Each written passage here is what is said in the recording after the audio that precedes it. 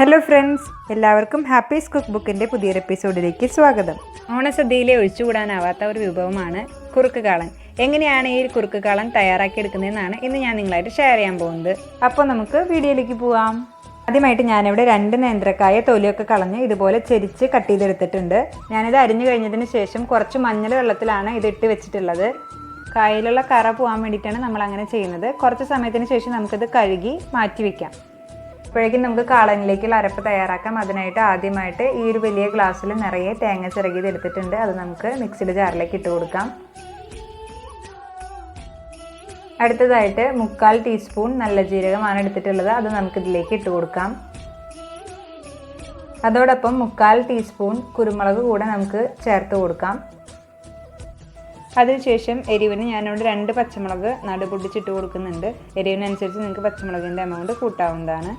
2 table spoon തൈര് കൂടെ ഞാനിതിലേക്ക് ചേർക്കുന്നുണ്ട്. വെള്ളം ചേർക്കാതെയാണ് നമ്മൾ അരച്ചെടുക്കേണ്ടത്. അതിന് പകരമാണ് നമ്മൾ തൈര് ചേർത്തിട്ടുള്ളത്. ഇനി നമുക്ക് നന്നായിട്ടൊന്ന് അരച്ചെടുക്കാം. അപ്പോൾ ഞാനിവിടെ അരച്ചെടുത്ത് വന്നിട്ടുണ്ട്. ഈ ഒരു പരുവത്തിലാണ് നമ്മളിത് അരച്ചെടുക്കേണ്ടത്.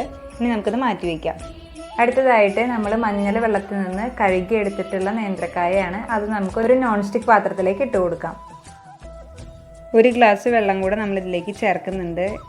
ഇനി ഇതിലേക്ക് നമുക്ക് 1/2 ടീസ്പൂൺ മഞ്ഞൾപ്പൊടി കൂടെ ചേർത്ത് കൊടുക്കാം. മുളക് പൊടി കൂടെ വേണമെങ്കിൽ ചേർക്കാം. ഞാൻ പക്ഷേ ഇതിവിടെ ചേർക്കുന്നില്ല. ഇനി നമുക്ക് എല്ലാം കൂടെ നന്നായിട്ടൊന്ന് മിക്സ് ചെയ്ത് കൊടുക്കുക. കായ ഇതുപോലെ മുങ്ങിക്കിടക്കുന്ന രീതിയിലായിരിക്കണം വെള്ളം ഉണ്ടാവേണ്ടത്. വെള്ളത്തിൻ്റെ അളവ് കൂടരുത്. ഈ വെള്ളത്തിൽ കിടന്നിട്ട് വേണം കായ വെന്ത് വരാൻ വേണ്ടിയിട്ട്.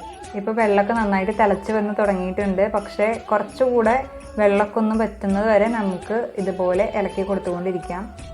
വെള്ളമൊക്കെ നന്നായിട്ട് വറ്റിയിട്ടുണ്ട്. ഇപ്പം നമുക്ക് കായയുടെ വേവ് നോക്കേണ്ട സമയമാണ്. നമ്മൾ ഈ സമയത്ത് കായയുടെ വേവ് ഒന്ന് നോക്കുക.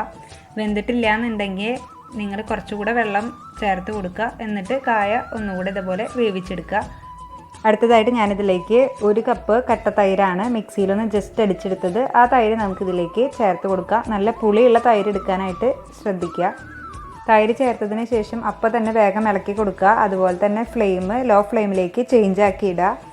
നല്ലോണം ഇളക്കി കൊടുത്തുകൊണ്ടിരിക്കുക. ഈ കായൊക്കെ ഇനി തൈരിൽ കിടന്ന് നല്ലപോലെ കുക്കായിട്ട് വരണം. നമുക്കിനി ഇതിലേക്ക് ആവശ്യത്തിനുള്ള ഉപ്പ് കൂടെ ചേർത്ത് കൊടുക്കാം.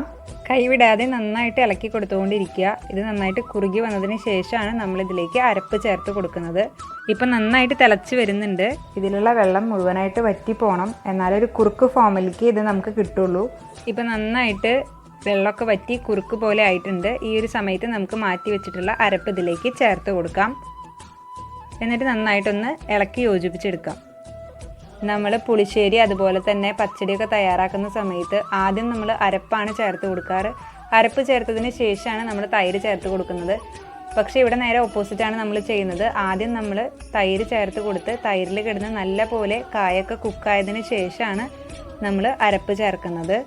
അരപ്പ് ചേർത്തതിന് ശേഷം ഇതുപോലെ ചെറുതായിട്ടൊന്ന് തിളച്ച് വന്ന് തുടങ്ങുമ്പോൾ നമുക്ക് സ്റ്റവ് ഓഫ് ചെയ്യാവുന്നതാണ്. ഇനി നമ്മളിതിലേക്ക് ഒരു 1/2 ടീസ്പൂൺ നെയ്യ് കൂടെ ചേർത്ത് കൊടുക്കുന്നുണ്ട്. നെയ്യിൻ്റെ ടേസ്റ്റ് ഇഷ്ടമില്ലാത്തവർക്ക് ഈ സ്റ്റെപ്പ് സ്കിപ്പ് ചെയ്യാവുന്നതാണ്. ഇനി നമുക്കിതിലേക്ക് താളിച്ചൊഴിക്കാം. അതിനായിട്ട് ഞാനിവിടെ ഒരു പാനിലേക്ക് 2 ടേബിൾ സ്പൂൺ വെളിച്ചെണ്ണ ഒഴിച്ച് കൊടുത്തിട്ടുണ്ട്. അത് ചൂടായി വരുമ്പോൾ 1 ടീസ്പൂൺ കടുക് നമ്മളിട്ട് കൊടുക്കുന്നുണ്ട്. അതോടൊപ്പം 1/4 ടീസ്പൂൺ ഉലുവ കൂടെ ചേർത്ത് കൊടുക്കുന്നുണ്ട്. ഇനി 2-3 വറ്റൽമുളക് പൊട്ടിച്ച് നമുക്കിതിലേക്ക് ഇട്ട് കൊടുക്കാം. അതോടൊപ്പം കുറച്ച് കറിവേപ്പില കൂടെ ഇട്ട് കൊടുക്കാം. നന്നായിട്ട് ഇതൊന്ന് മുരിഞ്ഞ് കഴിയുമ്പോൾ നമുക്കിനിത് കറിയിലേക്ക് ഒഴിച്ചു കൊടുക്കാം. അപ്പോൾ നമ്മുടെ കുറുക്ക് കാളൻ പേര് പോലെ തന്നെ നല്ല തിക്കായിട്ട് കുറുക്ക് പോലെ സെറ്റായിട്ട് നമുക്ക് കിട്ടിയിട്ടുണ്ട്. നമ്മൾ ഇലയിലൊക്കെ സദ്യക്ക് വിളമ്പുമ്പോൾ ഇത് ഒഴുകി പോകുന്നില്ല. നല്ല തിക്കായിട്ട് തന്നെ ഇരിക്കുന്നുണ്ട്. അപ്പോൾ ഇപ്രാവശ്യത്തെ ഓണത്തിന് നിങ്ങളെല്ലാവരും ഈ ഒരു കാളൻ റെസിപ്പി ട്രൈ ചെയ്ത് നോക്കുക. ട്രൈ ചെയ്ത് നോക്കിയിട്ട് നിങ്ങളുടെ കമൻറ്റ്സ് ഞങ്ങളെ അറിയിക്കുക. നമ്മളിപ്പോൾ നമ്മുടെ ചാനലിൽ എന്നും ഓണം റെസിപ്പീസ് അപ്ലോഡ് ചെയ്തുകൊണ്ടിരിക്കുന്നുണ്ട്. നിങ്ങളത് കണ്ടിട്ടില്ല എന്നുണ്ടെങ്കിൽ ജസ്റ്റ് ഒന്ന് ഡിസ്ക്രിപ്ഷൻ ബോക്സിൽ ചെക്ക് ചെയ്യുക. നമ്മളതിൻ്റെ ലിങ്ക് അവിടെ കൊടുത്തിട്ടുണ്ട്. അതുപോലെ തന്നെ വീഡിയോ ഇഷ്ടപ്പെട്ടാൽ ലൈക്ക് ചെയ്യുക. ഫാമിലി ഫ്രണ്ട്സായിട്ടൊന്ന് ഷെയർ ചെയ്ത് കൊടുക്കുക. ആരെങ്കിലും നമ്മുടെ ചാനൽ പുതുതായിട്ട് കാണുന്നുണ്ടെങ്കിൽ സബ്സ്ക്രൈബ് ചെയ്യാൻ മറക്കരുത്. സബ്സ്ക്രൈബ് ചെയ്യുമ്പോൾ തൊട്ടപ്പുറത്തുള്ള ബെല്ലൈക്കണിൽ ഓൾ ഒന്നുകൂടി എനേബിൾ ചെയ്യുക. അടുത്ത ദിവസം മറ്റൊരു വ്യത്യസ്ത റെസിപ്പിയുമായിട്ട് നമുക്ക് വീണ്ടും കാണാം. അതുവരെ എല്ലാവരും ഹെൽത്തി ആയിട്ടിരിക്കുക, ഹാപ്പി ആയിട്ടിരിക്കുക. Bye bye.